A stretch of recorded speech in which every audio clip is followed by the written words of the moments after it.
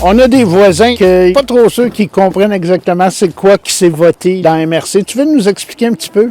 En fait, c'est très simple. Vous le savez, hein, ça fait 7 ans qu'on travaille sur la révision de notre schéma d'aménagement. Et on a déposé 3, 4, si c'est pas 5 versions avant de faire d'abord la signature de la ministre. On a négocié, on a laissé tomber plein de trucs, on a changé plein d'autres trucs. Et de ce que je comprends, c'est que présentement, là, dans le sud de la Naudière, ça crée une certaine frustration. Les gens sont inquiets pour l'engorgement routier que ça peut causer.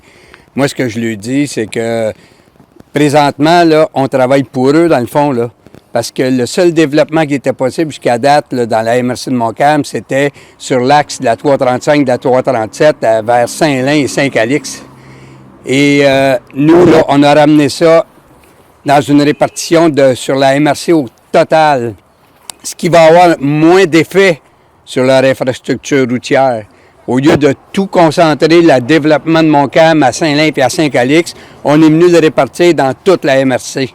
Ils devraient nous dire merci à la place.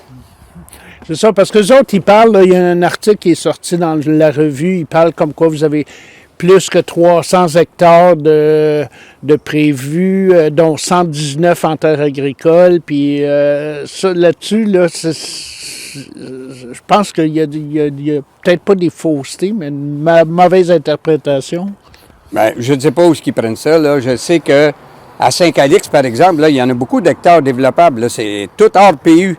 À Sainte-Julienne, c'est pareil. Dans les domaines, on aurait pu se contenter de ça. Nous, on veut suivre l'orientation 10 du gouvernement qui nous demande des efforts de densification. Puis ces efforts-là sont faits présentement. Depuis 5-6 ans, à Saint-Jacques, à Saint-Lin, on a des progressions dans la densification. C'est sûr qu'on ne peut pas atteindre les cibles de la communauté métropolitaine de Montréal. On s'entend qu'on est en milieu ruraux. Mais on fait beaucoup d'efforts là-dessus. La même orientation 10 nous dit aussi qu'il faut préserver nos paysages ruraux, nos caractères champêtres. Fait que nous, on est vraiment en lien avec ce que le gouvernement nous demande. On n'a aucune honte à dire que présentement, le développement et l'aménagement du territoire dans Montcalm va se faire d'une façon très civilisée. Puis il faut pas oublier là, que la moitié des hectares accordés par le gouvernement sont déjà construits.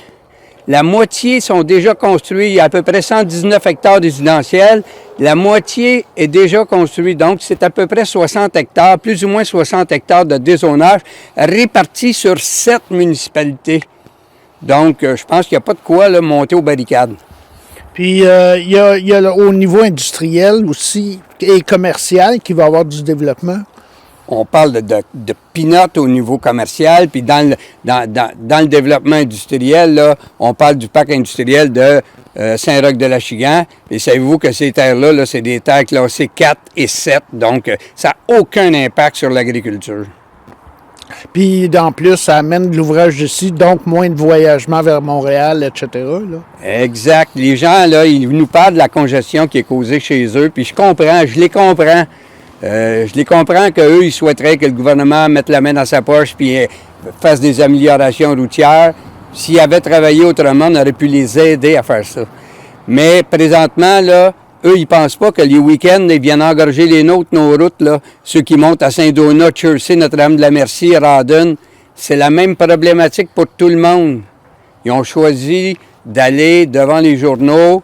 J'aurais souhaité que mes collègues, ils me parlent à moi avant. Mais c'est pas grave si c'est fait. Nous, là, on veut pas créer des guerres inutiles, mais je peux vous dire que ça nous a fait beaucoup de peine, puis on est un petit peu déçus de la manière dont ça s'est fait. Bien, on va voir la suite. J'imagine que le schéma il va être disponible là, publiquement prochainement. Oui, éventuellement, parce que le schéma, c'est très compliqué. Là, on parle de 400-500 pages avec des cartes, des références.